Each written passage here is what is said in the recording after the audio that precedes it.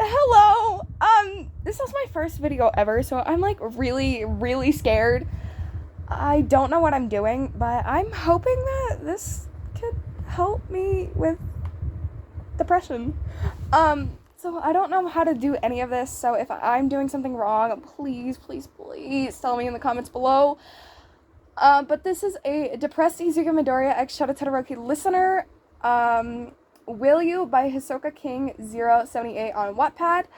I will try and link the description. I will try and put the link in the description. I'm sorry, I'm a little bit dyslexic. I have mild dyslexia, and I stutter a lot, so I'm really sorry. So here we go. I'm pretty sure this is chapter 1 out of 6. So here we go. Chapter 1, Will You End My Pain? It was late night, an hour where even street cats knew better than to sleep outside in the city when it finally quieted down. From the usual loud buzz, the time of night where cicadas would end their melody and doze off their shows, giving a final goodbye to the audience before heading to God knows where, resting up for their next concert the very next night. Sorry, I'm not that good at English. Izuku Midoriya, a first-year student in UA High, one of the rare and lucky ones to get in the hero course, just happened to be awake at that time of night. Now, don't blame him, he tried sleeping, but the constant thought tormenting his fragile mind weren't giving a care in the world whether he was tired or not. He let out a heavy sigh as he sat up in his bed, looking straight in front of him, his expression as dull as always. He took a peek at the digital clock on the ledge of his nightstand, curious to see how much time he could attempt sleeping at this point. 3 a.m. already? Just great, he mumbled out, stretching out his limbs as he kept staring at the plain white wall in front of him. He took down a few of his All Might posters a while ago, claiming that he needed to grow up and stop being so childish. He sluggishly got out of bed, blinking his eyes rapidly as he got dizzy. The lack of nutrients in his body surely didn't help. Midoriya took slow and tired step toward the door, opening it slowly. There was no need of keeping quiet. His mother wasn't in the apartment anymore.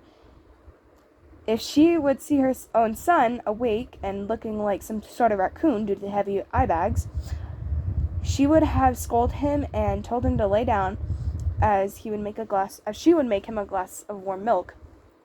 The warm drink soon became sickening to him. Any time he would approach the mug to his lips, the smell would make him gag. He would try to take a sip to try and calm his nerves, but to no avail. It would only find his way back out of his throat. These days, he resorts warm water and a shot of cognac.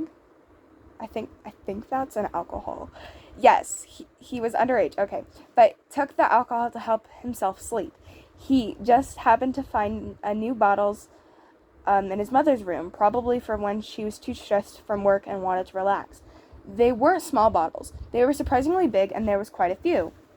He took out an electric kettle to boil some water, opening the rather empty pantry to take out the first bottle from the row of 6 on the bottom shelf.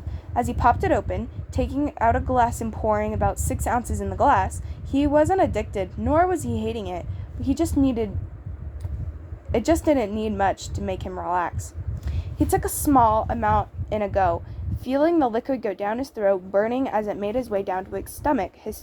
Izuku was used to the burn at this point and didn't care much. He rinsed the glass quickly before setting it beside the kettle.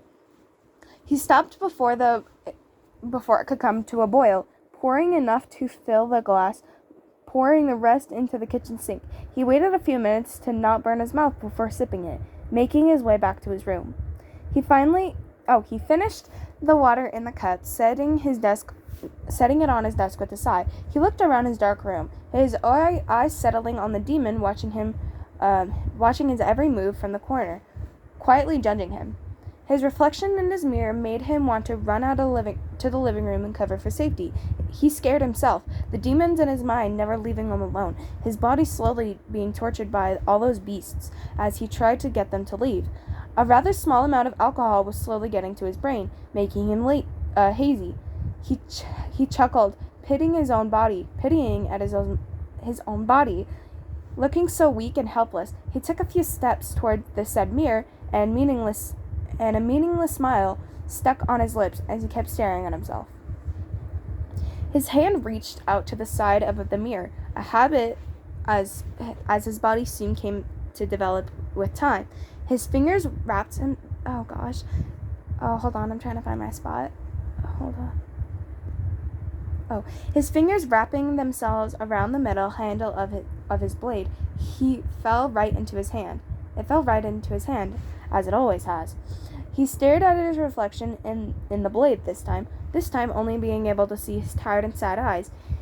His other hand reached for the hem of his pajama pants, pulling down along with his underwear just enough to reveal his hips. Rather odd, is it not? Midoriya wasn't stupid. He knew he couldn't always wear long clothes at school, nor in the summer. It'd be too evident. He placed his blade on his scarring, bruised skin, pressing down on it and rubbing it all over the same area, making blood trickle down from his wound. He lifted his hand a bit, in a few millimeters away from the previous area, pressing the blade down again, rubbing it until blood spilt. Over and over until he actually felt really tired. He looked at the many small cuts littering his hips, reaching out to fetch a tissue to wipe away all the blood, not wanting to stain his clothes or have dried out blood flaking on his underwear. He cleaned off his blade, hiding it in the same place he usually did, making sure it held in place. Yet again, he had no reason to hide the thing. He just did it in case someone decided to show up for absolutely no reason. He peeked at the digital clock again, grunting as he saw time. 4 a.m? Jesus Christ, why can't I be fucking normal? He grumbled as he laid in his bed, his mind fading to black the moment he was wrapped into a soft blanket and his head rested on his fluffy pillow.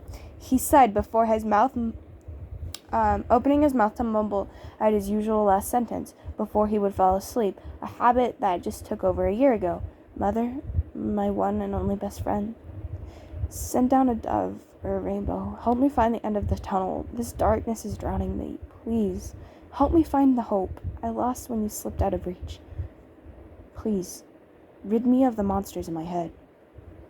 Mother, your only baby boy is in pain. I'm so sorry. I couldn't fight it off.